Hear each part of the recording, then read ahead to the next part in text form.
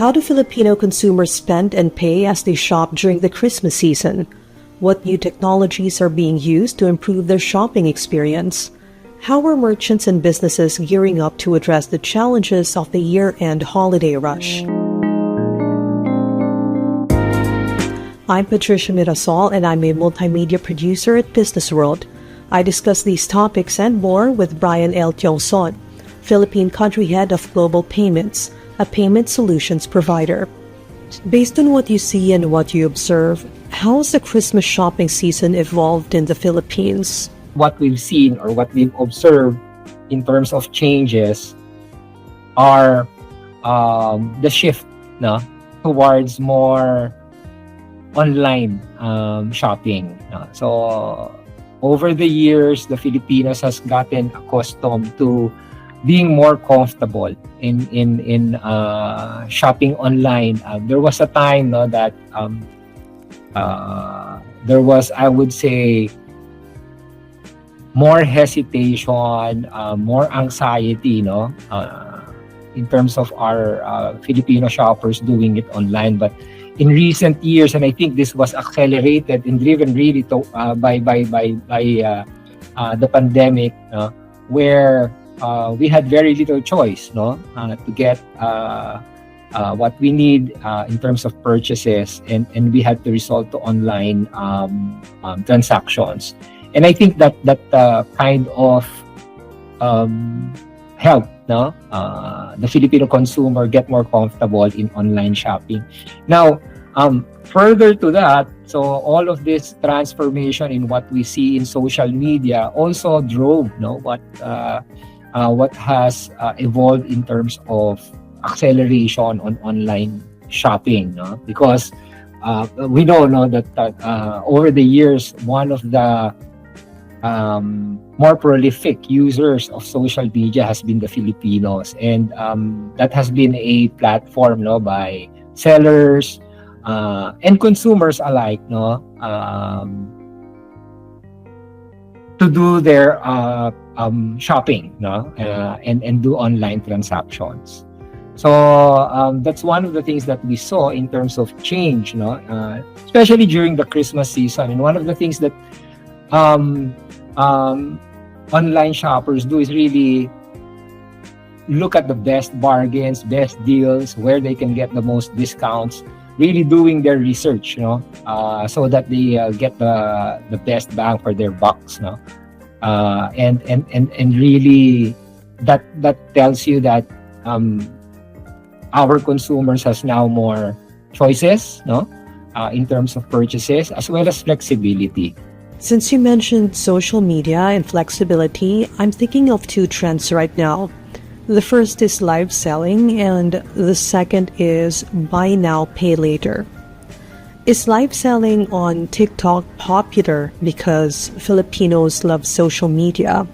And second of all, is buy now, pay later here to stay? It's been around. It's a concept in terms of payment flexibility that's always been available to the Philippines. But we have to put that in context, because in recent years, buy now, pay later has been associated with what we call in the market as installments. So to answer your question, Patricia, yes, I would think that the buy now, pay later payment concept has really accelerated. In global payments, we were actually able to enable online buy now, pay later facilities for our merchant partners, as well as our bank partners. Normally, traditionally, it has always been through the POS, physical transaction. A consumer goes to the store, appliance store, chooses an appliance to buy and pays for his card through installment. But now we've enabled that online too. Of course, the volume versus face-to-face installment transactions is still higher, significantly higher than online buy now, pay later transactions. But it's getting traction. Again, being pushed by this social media behavior, and affinity of the Filipinos. On live selling, yes, definitely, no, because one of the more popular platforms now is really TikTok, no. Can you give me figures when it comes to online shopping? For example, among Filipinos who shop online, what is the percentage of those who avail of buy now, pay later versus those who choose to pay immediately, whether through COD or e-wallets?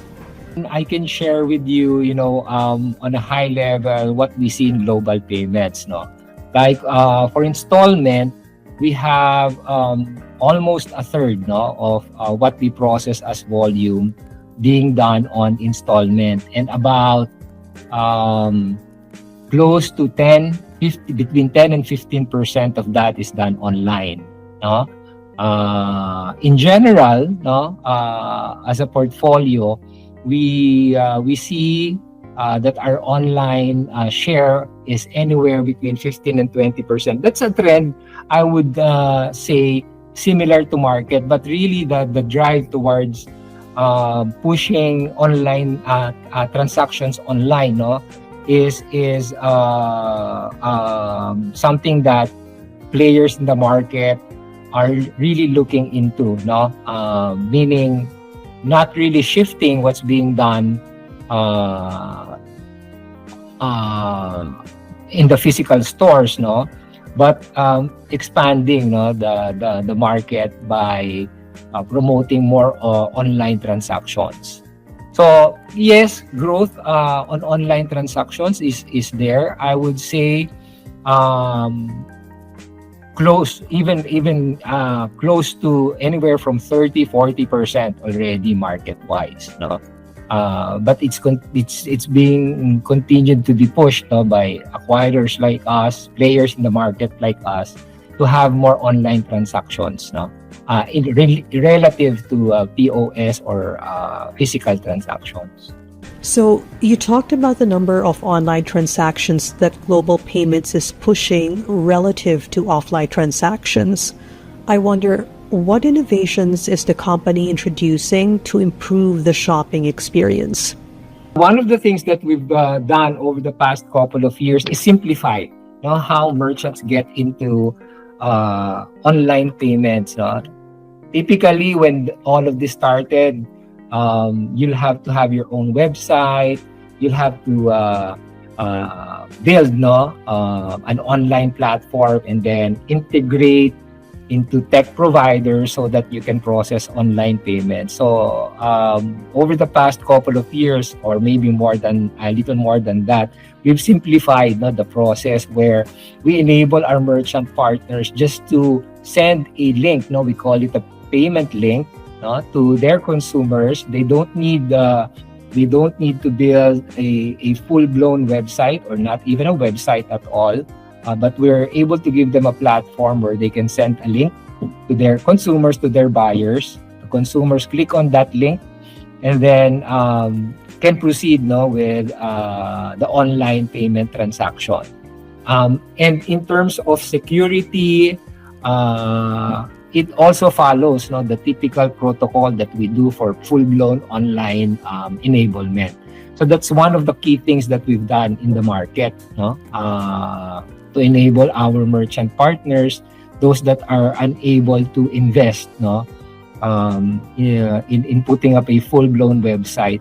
We can enable them by just giving them a platform where they can send a payment link to their consumers. So that's very easy for them to do. No integration, no development. We just have to onboard them into that platform. Digital safety is definitely on everyone's minds right now, what with the constant spate of scams and phishing attempts consumers face. Even Maya and Gcash keep sending text messages reminding users that they never send links. Can you explain more about the security measures that your company uses? So one of the things that we put in place when we work with merchants for online transactions is that we encourage them to adopt the 3DS or 3D Secure protocol. So in simple terms, what that does is that it sends the buyer an OTP. To your point, like what Maya does, an SMS. Now that SMS sends you a code that you have to encode into during the process of transaction. So that tells you or that ensures that transaction is legitimate, because it is something that is sent out by your issuing bank, or the bank that issued you the card. So that bank is saying, okay, you can use this code to validate and authenticate your transaction.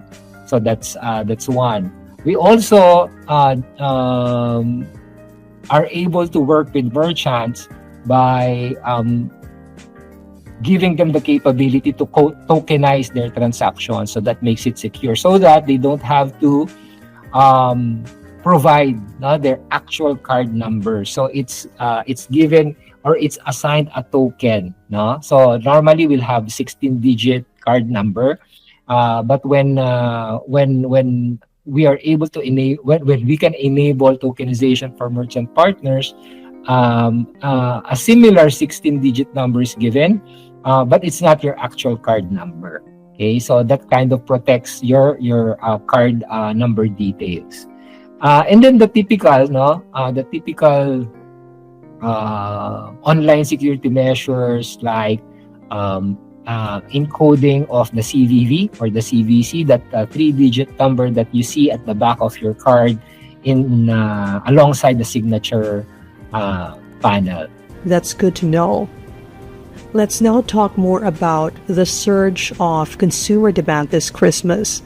How is Global Payments preparing for the anticipated challenges related to that? We understand that the Christmas season is always going to be a peak season for transactions. So we make sure that in the physical world, our